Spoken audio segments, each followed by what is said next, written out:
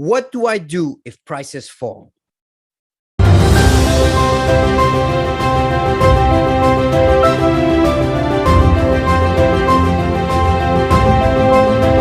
What do I do if prices fall? Well, welcome back to the channel, everyone. Please like, subscribe, and share if you care, because if you care, you will share. Well, we're looking here at Bitcoin, and a lot of people had jumped into Bitcoin when it was above 55,000. What do you do? Do you sell and take a loss, or do you hold? Most people will sell. When they see something that is falling, they will sell. But what's the unique opportunity with Bitcoin is that if you hold long enough, you'll be able to see your money have some returns. That's right. So you see, back in May 8th or so, this Bitcoin was around 59,000. And what happened? It dropped right after that. It dropped to 30,000 once it's low. And then once it hit 30,000, 29,000, somewhere in that range, it started making an ascent, started going upwards. It made a little dip here, and then it went right back up to 52,000. And now, where is it now? It's at 51,000. What do I do? Do I still sell, or do I still hold? You see, if you're an anxious investor, you're going to sell. You're going to sell for a loss, for a huge loss. But if you hold for the long term, guess what? Bitcoin's going to go up. Eventually, it's going to go up. Maybe it's in a few months. Maybe it's in a few weeks. But eventually, it will go up.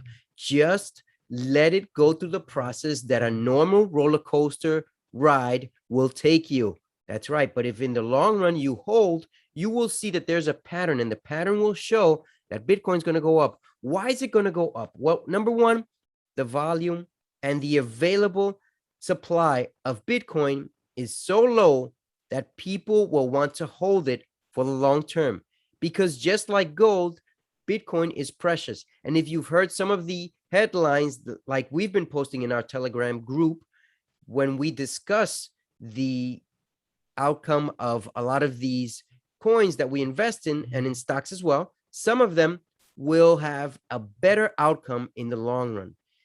As you can tell here, inflation doesn't directly affect the coño.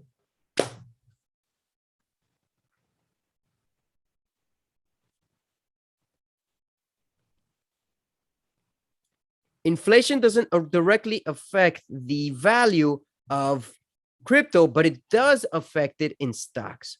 And as you can see here, Bitcoin is demonstrating that if we had a picture of many years ago of how Bitcoin did, you would see the difference. You see, back in 2018, Bitcoin went up to 18,000, and then all of a sudden it kept, from when it was in 2018, December 18th of 2017, actually, it went down from 18,000 all the way down to 4,400.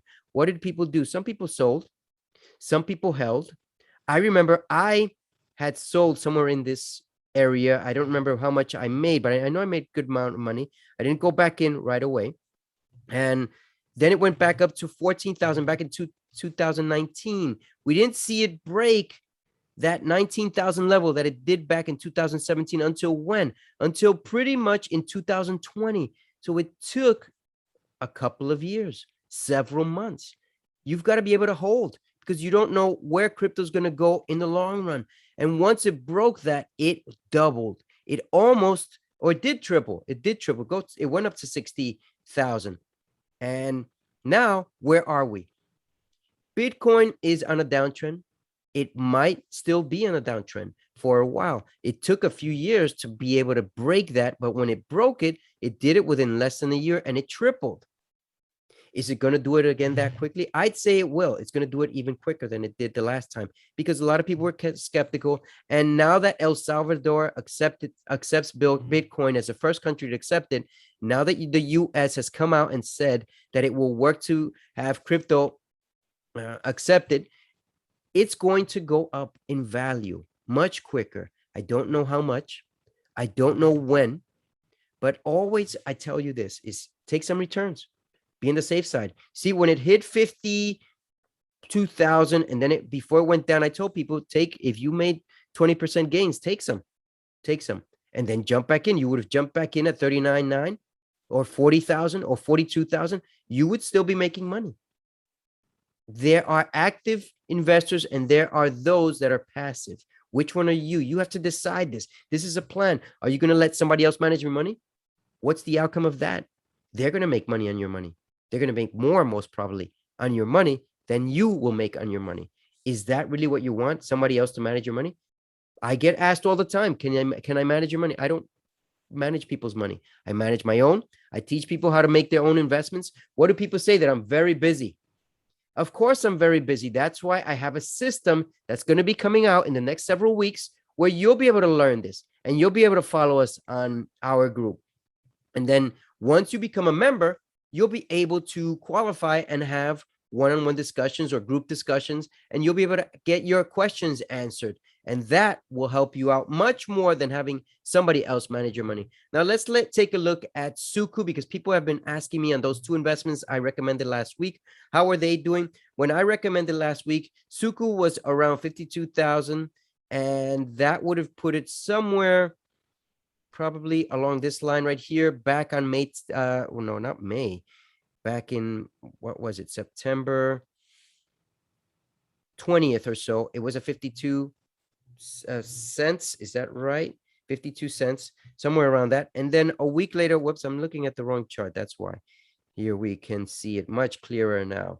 So this was back around September 20th, and you can see it's had a downtrend. I told people this might go on a downtrend. I only invested 20%. I didn't invest any more. I have 80% of $1,000 still holding because I don't know where to invest this in. Now, would I go wrong if I invest here? Probably not, but I see it is still going on a downtrend. And I told people that as I looked at this chart, it did the same move back in at the beginning of 2021 March, and it went down, down, down for about 4 months, and then it started its uptrend again, and now it's doing its downtrend. I would still hold out. I don't see a consolidation that is completely serious. It might even fall below 50 cents. And once it does that, it might just continue to fall. So I would still wait before jumping in because you want to see a clear move. You saw a clear move on these 2 days between September 20th and September 21st, but then all of a sudden it just kept going down. I don't know what happened. There must have been some good news here, but it didn't hold enough that Suku hasn't made that move. Just wait for it, see where it's going to fall a little bit more, and hope that it does not go below, too far below 50 cents. If it does, then we'll look to see if it will go down to 32 cents. This is something that only as you become an experienced investor, you'll be able to make these trades in your terms and not just the way that Wall Street or just crypto in general want you to make these returns.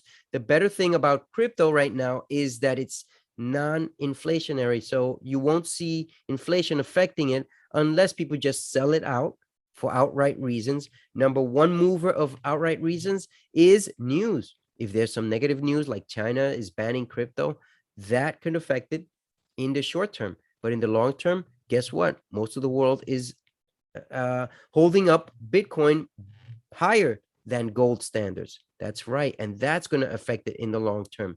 I want to take a look at one stock that people were asking me to look at and investment wise, and how is it doing. I recommended this on pretty much September 20th as well, which is where, let's see if I can find that here. I'm looking at the wrong chart. That's why you can't see it there. When it was on September 20th, that was somewhere, hold on right second, somewhere around right here. And you can see it's still on a consolidating path. It went down, it dipped down to 2149 or so, and it's back up at 22.5. It's still at the same rate. It's been consolidating. What is this land waiting for? Land is waiting for some type of news that will make it go up higher. I know that there's been some negative news in the markets in reference to land and in reference to crops and so on, but eventually land is so limited, it's gonna skyrocket. Is this a good time to invest? I would put 20% more into land right here out of the 100% of $1,000 that I said I would put, because I put in 20% here. I'm ready to put in 20% more because it's still consolidating. This could drop a bit more. And as a matter of fact, today's Tuesday. I might wait until either Thursday or next week, Monday, just to see where it goes.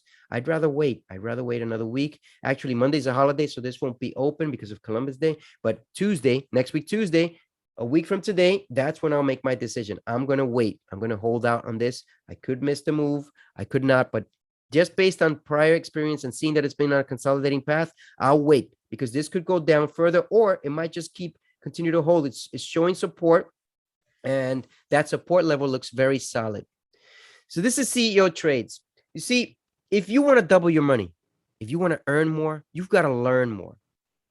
Knowledge is the account that you've got to be able to build, because if you build your knowledge account, then guess what?